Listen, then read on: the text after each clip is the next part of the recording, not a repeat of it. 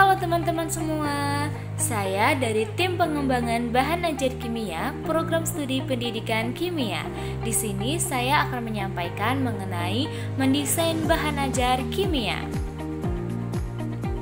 Desain bahan ajar itu sendiri merupakan proses perancangan materi pembelajaran secara sistematis yang bertujuan untuk mendukung tercapainya suatu tujuan. Desain ini mencakup penyusunan materi, latihan soal, evaluasi, dan sebagainya yang disesuaikan dengan tujuan pembelajaran dan kebutuhan peserta didik. Fungsi bahan ajar ini dibagi menjadi dua macam. Yang pertama yaitu fungsi bahan ajar bagi pendidik dan fungsi bahan ajar bagi peserta didik. Fungsi bahan ajar bagi pendidik itu yaitu untuk menghemat waktu pendidik dalam mengajar, meningkatkan proses pembelajaran menjadi lebih efektif dan interaktif sebagai pedoman bagi pendidik yang akan mengarahkan semua aktivitas dalam proses pembelajaran dan merupakan kompetensi yang semestinya diajukan kepada peserta didik, serta sebagai alat evaluasi pencapaian atau penguasaan hasil pembelajaran dan sebagainya.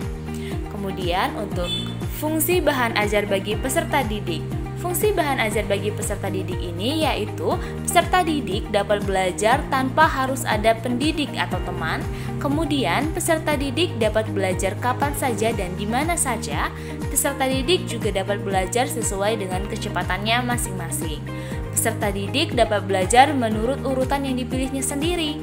Kemudian untuk membantu peserta didik untuk menjadi pelajar yang mandiri dan sebagai pedoman bagi peserta didik yang akan mengarahkan semua aktivitasnya dalam proses pembelajaran dan substansi kompetensi yang seharusnya dipelajari dan dikuasai. Selanjutnya yaitu fungsi bahan ajar menurut strategi pembelajaran. Yang pertama yaitu fungsi bahan ajar dalam pembelajaran klasikal. Fungsi bahan ajar dalam pembelajaran klasikal yaitu sebagai satu-satunya sumber informasi serta pengawasan dan penggalian proses pembelajaran. Yang kedua yaitu fungsi bahan ajar dalam pembelajaran individual. Fungsi bahan ajar dalam pembelajaran individual yaitu sebagai media utama dalam proses pembelajaran, sebagai alat yang digunakan untuk menyusun dan menguasai proses peserta didik dalam memperoleh informasi dan sebagai penunjang media pembelajaran individual lainnya. Yang ketiga yaitu fungsi bahan ajar dalam pembelajaran kelompok. Fungsi bahan ajar dalam pembelajaran kelompok ini yaitu sebagai bahan ajar yang terintegrasi dengan proses pembelajaran kelompok dengan cara memberikan informasi tentang latar belakang materi, informasi tentang peran orang-orang yang terlibat dalam belajar kelompok sebagai bahan pendukung bahan ajar utama, dan apabila dirancang sedemikian rupa maka dapat meningkatkan motivasi belajar peserta didik. Kemudian ada ruang lingkup bahan ajar. Yang pertama yaitu judul, mata pelajaran, standar kompetensi, kompetensi dasar, indikator, dan tempat. Yang kedua yaitu petunjuk belajar yang berisi petunjuk peserta didik dan pendidik. Kemudian alur atau langkah yang harus dilakukan untuk mempermudah pembelajaran. Kemudian ada kompetensi yang akan dicapai, yang berisi nilai atau konsep dasar yang harus dikuasai oleh peserta didik dalam setiap materi pembelajaran. Kemudian ada isi materi pembelajaran yang berisi inti dari suatu pembelajaran yang harus dipelajari sesuai dengan kompetensi dasar yang telah dimiliki, informasi pendukung atau lainnya yang mendukung materi pembelajaran. Kemudian ada latihan yang terdapat pada akhir subbab, ada pada akhir bab, ada pada akhir semester 1 dan akhir semester 2. Kemudian ada petunjuk kerja dapat berupa lembar kerja. Kemudian ada evaluasi dan respon atau balikan hasil evaluasi. Selanjutnya yaitu penyusunan bahan ajar. Penyusunan bahan ajar ini memiliki beberapa langkah. Yang pertama yaitu menganalisis kurikulum. Menganalisis kurikulum dilakukan untuk mengidentifikasi kompetensi yang dideskripsikan pada kurikulum dengan kebutuhan bahan ajar. Pada kurikulum 2013 telah dideskripsikan kompetensi inti atau KI, kompetensi dasar atau KD, Kemudian berdasarkan tema yang sesuai, guru akan memetakan kompetensi. Setelah dipetakan, dirumuskan indikator pencapaian kompetensi atau IPK. Melengkapi materi pokok, materi pembelajaran sesuai IPK, dan memilih pengalaman belajar yang sesuai. Yang kedua yaitu menganalisis sumber belajar. Sumber dapat diartikan sebagai segala sesuatu yang mengandung informasi yang berkaitan dengan ilmu pengetahuan dan teknologi yang dapat digunakan dalam proses belajar mengajar. Sumber belajar dapat berupa materi pembelajaran, bahan ajar, dan sebagainya yang dapat mendukung kegiatan pembelajaran. Sumber belajar ini perlu diidentifikasi untuk mengetahui apakah sumber belajar memiliki kesesuaian dengan aspek materi pembelajaran dan aspek praktikabilitas, serta apakah sumber belajar tersebut mudah untuk digunakan dalam pembelajaran. Kemudian yang ketiga itu menetapkan jenis bahan ajar. Nah, pada tahap-tahap sebelumnya dilakukan analisis relevan dan praktikabilitas. Nah, pada tahap ini akan ditetapkan jenis bahan ajar apa yang akan digunakan. Yang keempat yaitu mengumpulkan dan mempelajari referensi. Pada tahap ini, penyusun atau penulis bahan ajar mengumpulkan referensi yang diperlukan sebagai bahan acuan dalam penyusunan atau penulisan bahan ajar. Referensi yang dikumpulkan dapat berupa buku, jurnal, majalah, buletin, dan sebagainya. Bahan ajar yang dibuat sebaiknya disesuaikan dengan indikator pencapaian kompetensi atau IPK.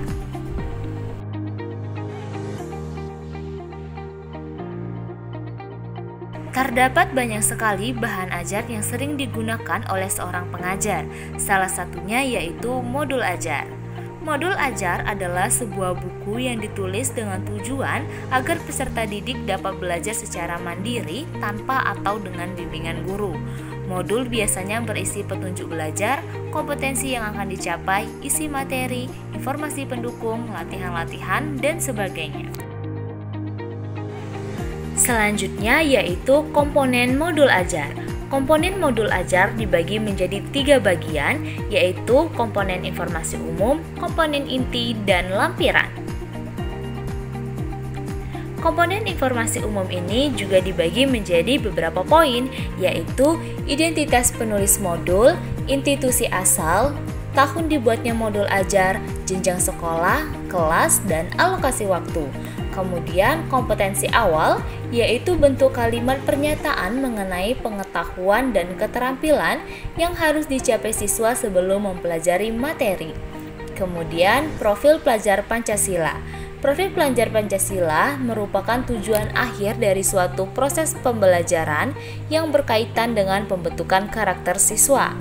Profil pelajar Pancasila ini memiliki 6 dimensi, yaitu beriman dan bertakwa kepada Tuhan Yang Maha Esa dan berakhlak mulia, berkebinekaan global, mandiri, bergotong royong, bernalar kritis, dan kreatif. Selanjutnya yaitu sarana dan prasarana. Sarana dan prasarana merupakan fasilitas dan media yang dibutuhkan guru dan siswa untuk menunjang proses pembelajaran di kelas, seperti spidol, laptop, proyektor, papan tulis, dan sebagainya. Kemudian ada target siswa. Target siswa dapat dilihat dari psikologi siswa sebelum memulai pembelajaran. Guru dapat membuat modul ajar sesuai dengan kategori siswa dan dapat memfasilitasinya agar proses pembelajaran berjalan dengan lebih baik. Pada umumnya, target siswa dikategorikan menjadi 3, yaitu siswa reguler, siswa kesulitan belajar, dan siswa pencapaian tinggi. Siswa reguler itu karakter tersebut tidak mengalami kesulitan dalam memahami materi ajar dan memiliki kebutuhan belajar yang standar. Siswa kesulitan belajar yaitu siswa tersebut mengalami kendala baik secara fisik maupun mental, di mana siswa tersebut kurang dapat berkonsentrasi dalam jangka waktu yang panjang untuk memahami materi, kurang percaya diri, dan sebagainya. Kemudian siswa pencapaian tinggi yaitu siswa ini tergolong cepat dalam memahami materi, terampil berpikir kritis, dan mampu memimpin. Kemudian ada model pembelajaran. Model pembelajaran itu sangat beragam sehingga pengajar dapat menggunakan model pembelajaran yang sesuai dengan materi yang ada di dalam kelas. seperti discovery learning, PJBL, dan sebagainya. Selanjutnya yaitu komponen inti. Komponen inti juga dibagi menjadi beberapa poin, yaitu tujuan pembelajaran. Tujuan pembelajaran harus mencerminkan poin-poin penting pada pembelajaran dan dapat diuji oleh berbagai jenis asesmen sebagai bentuk dari pemahaman siswa. Kemudian ada pemahaman bermakna. Pemahaman bermakna bertujuan untuk mendeskripsikan proses pembelajaran itu tidak hanya menghafal konsep atau fenomena saja, namun perlu kegiatan menghubungkan konsep-konsep tersebut untuk membentuk pemahaman siswa. Kemudian pertanyaan pemantik. Pada poin ini, guru dapat membuat pertanyaan kepada siswa yang dituliskan atau dibuat dalam rancangan pembelajaran modul ajar untuk membangkitkan rasa ingin tahu, memulai diskusi antar teman dan guru, dan sebagainya. Fokus pembuatan pertanyaan dalam bentuk kata tanya terbuka, seperti apa, bagaimana, dan mengapa.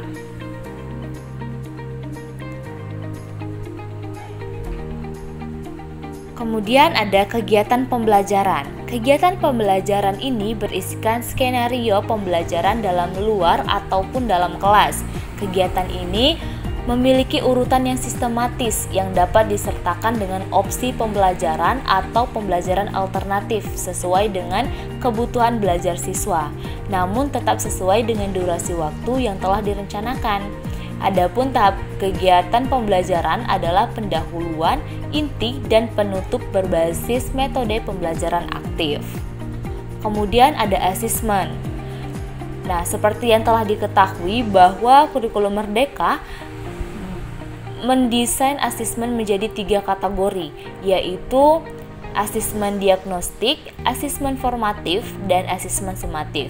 Hal ini untuk mengukur capaian pembelajaran di akhir kegiatan pembelajaran. Asesmen diagnostik harus dilakukan sebelum pembelajaran dengan mengkategorikan kondisi siswa dari segi psikologis dan kognitif.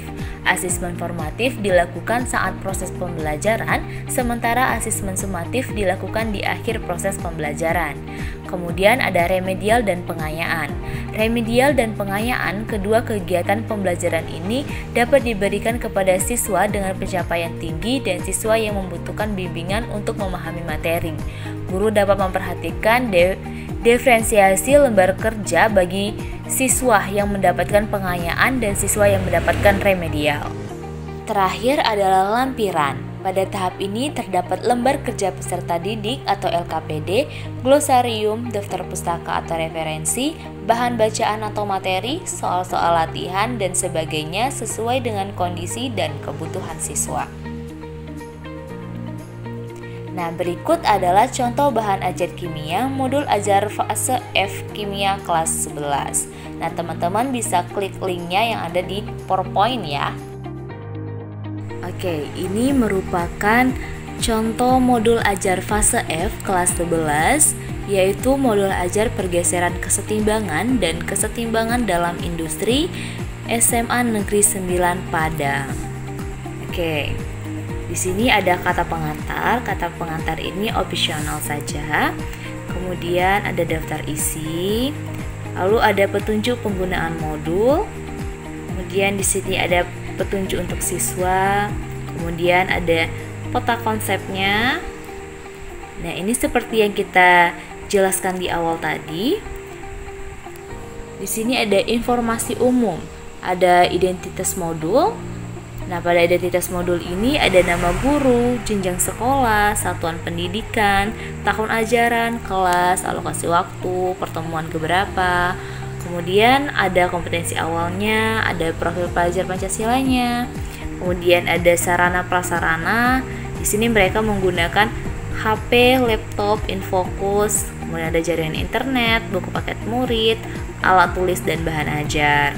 Kemudian ada target murid. Nah, di sini ada murid yang reguler, murid dengan kesulitan belajar, kemudian murid dengan pencapaian tinggi.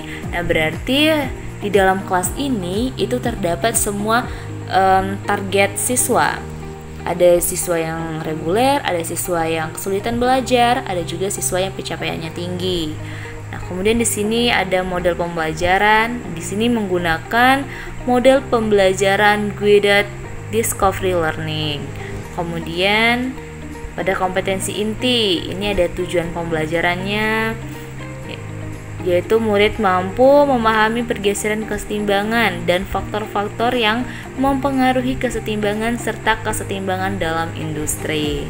Lalu ada pemahaman bermaknanya, ada pertanyaan pemantik, kemudian ada kegiatan pembelajaran. Nah, kegiatan pembelajaran ini dibuat sesuai dengan model pembelajaran yang dipilih.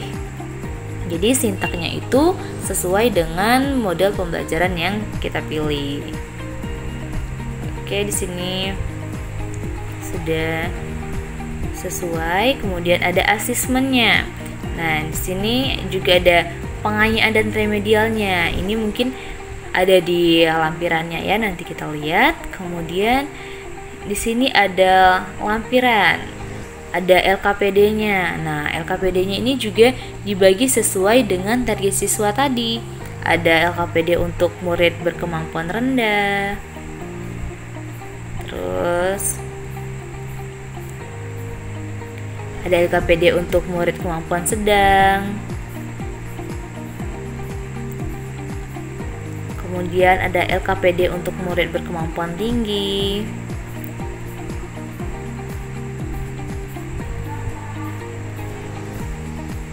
Kemudian juga di sini ada penilaian ranah sikap. Nah, di sini ada lembar observasinya. Kemudian ada lembar penilaian dirinya. Kemudian ada lembar penilaian teman sebaya. Kemudian ada penilaian ranah keterampilan. Di sini ada rubrik penilaian unjuk kerja. Nah, terus di sini ada penilaian ranah pengetahuan, yaitu ada asesmen diagnostik, terus ada asesmen formatif.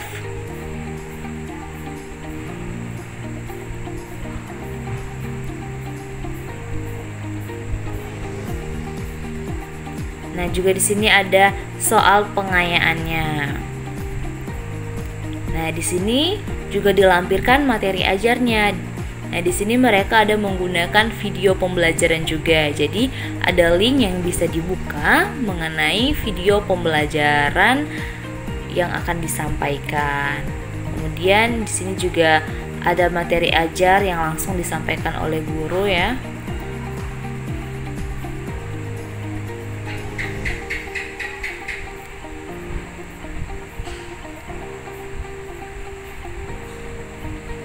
Kemudian juga ada contoh soalnya beserta dengan pembahasan.